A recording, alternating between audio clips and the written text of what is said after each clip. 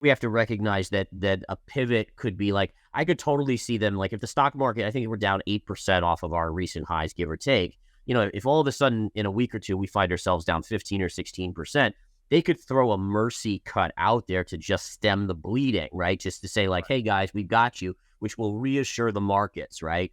But ultimately, can they cut back to 1% on the Fed funds rate in a short amount of time? There is no way they can do that without generating a massive amount of future inflation. And by the way, we're seeing so many kind of strikes going on, UAW, healthcare workers. We saw obviously some of the other recent ones with increases in salary, and that all is coming through, and that will all lead to people having potentially more money as well to spend. So then you could talk about some of the geopolitical stuff going on, which we're not going to get into, but the question is, does that create any supply disruptions, right? And again, right now it isn't, but there is that possibility as well. So it's an uncharted territory of a market right now, an economic picture, and I think it's one that we have to be on our toes with. And I just mentioned before we started the stream, so I see someone asking what should we buy? I can't tell you guys what you should buy. I could just tell you what I did. And I just used the dip in gold into major technical support right down here to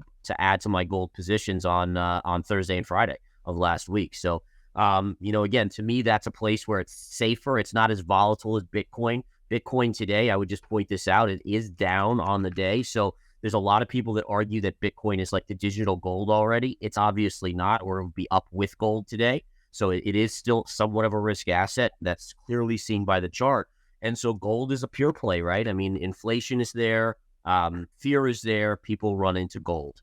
The crypto market faced a sudden sell-off, causing altcoins like Ethereum, XRP, and Doji to tumble.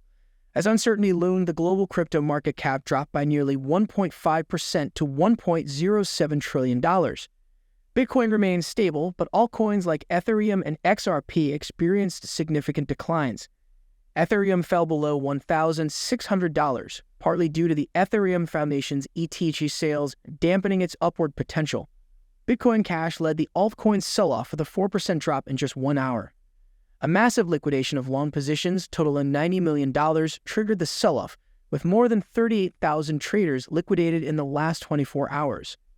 The geopolitical tension in the Middle East, specifically Israel-Hamas conflict, raised oil prices and affected global stock markets. Investors feared potential inflation acceleration and its impact on global monetary policies. As a result, stock market indexes worldwide were in the red. The US dollar index, DXY, surged, adding pressure to BT's price as it climbed higher. Bitcoin's current price action resembles past halving patterns despite a challenging macroeconomic backdrop. Although Bitcoin started 2023 strong, it struggled to regain its year-to-date highs, leading to concerns about the upcoming halving event.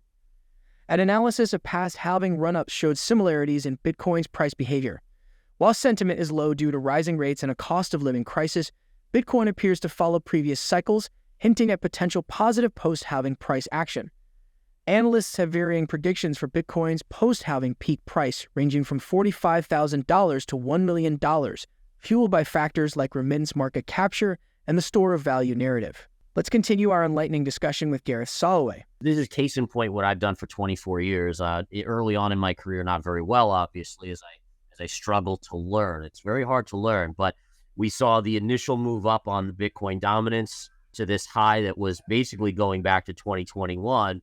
It hammered on it a few times in early 2023, broke out, and then guess where the low was? It pulled right back to that. And again, I always refer to this, people need to kind of think about it like, think about Napoleon. He got too far away from his home base, and that's kind of, you could argue, at least the history books tell us that's why he wasn't able to continue his conquest. Or, your kid goes to college and, they don't really leave the nest and not come back. They'll come back for Thanksgiving or Christmas. They come back and then they go out on their own again. And that's exactly what the chart did. I mean, to a perfect, like literally, it's basically to the penny on the dominance retrace before it's now starting to go higher. And this is something you'll see in so many charts. Breaks out, retraces to what I call the scene of the crime, and then it gets its energy and continues on its merry way. So, I think you're right on this. I think alts are going to struggle. I think Bitcoin honestly still has some struggle ahead of it, but it's just that alts will struggle more. And I think that, we're starting to see this turn in the labor market too. In fact, I wanted to bring this up. I don't know if you had heard this, but we got a great jobs number on Friday, right? Great jobs number, 336,000, super strong gains. But if you look at the underbelly of it, I was looking and I was seeing that part-time had a monstrous gain. So people getting part-time jobs, and we actually lost full-time jobs. And I also saw a stat over the weekend that said in the last 3 months, we've lost over 600,000 full-time jobs. And so this kind of goes to my point of, is the economy really so strong, or are we starting to weaken? The inversion of the yield curve and how it's actually slowly getting to the point of being uninverted. And we've, Ben and I have gone on here and kind of clamored to as much as we could to say that the inversion is not what matters. It's the uninversion, when it uninverts. So you've got this very close to uninversion occurring. We're not quite there yet. Then you start looking at the underbelly of jobs and job openings, and it is starting to paint a picture that, maybe not by year end, which is less than 3 months away, but probably in 2024, contrary to what Jerome Powell said, where he said a month or two ago, hey, we don't project a recession. I think it's getting more and more clear, especially with rates staying higher for longer, that we'll probably have a recession. Wouldn't even be surprised if people look back, and this is the tricky thing, right, is that they're trying to analyze real time, and they're using backward looking data oftentimes. And so, I do give them credit in that it's hard. Well, their job is very, very hard to kind of pinpoint exactly and get that soft landing or no landing. But again, unfortunately, they're human and they're going to make mistakes. And we look back at history, and it hasn't been a great job by the Fed in the past. And, again, I do worry that you have inflation where it is. Let's say we hit a recession next year. How do they come out and print? Do they just lower rates a little bit? But they probably can't come out gangbusters like they have done since 2009 with the printing presses, with inflation still stuck at these higher elevated levels. If you look at the bigger picture, like let's go to the monthly chart on gold, since COVID and since essentially rates started to go up significantly, I mean, look at where gold is in the cycle. It's still so close to those all-time highs, yet yields have gone, or the Fed funds rate has basically gone from 0 to 5.5. And that's very, very unusual for gold to be able to withstand those interest rate hikes. And even the dollar has been relatively strong as well. No, and I think that's 100% right, is that they are very scared, I think, of repeating what we've seen in the 70s and 80s, right? So they're going to be very careful about that. I think they're willing, the thing is, they say they're willing to do a recession. The question is, how bad of a recession?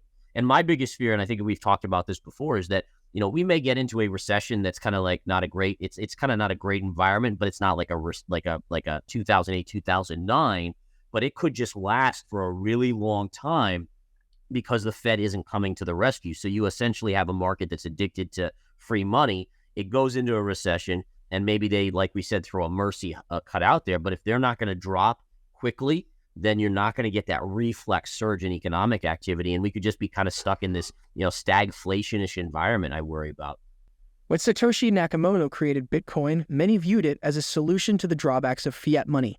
Historically, about 800 fiat currencies have come and gone, with many ultimately failing. Intriguingly, the fundamental reasons for establishing the fiat system remain elusive to many. Some argue that it was designed by governments to perpetuate corruption and fund endless global conflicts. In a nutshell, most fiat currencies have either supported military pursuits or protected financial magnates who benefit from such endeavors. That wraps up today's crypto news highlights. Stay tuned for more updates, insights, and analysis from the world of cryptocurrencies. Please share your thoughts in the comments below. Don't forget to like this video and subscribe to our channel for more engaging content.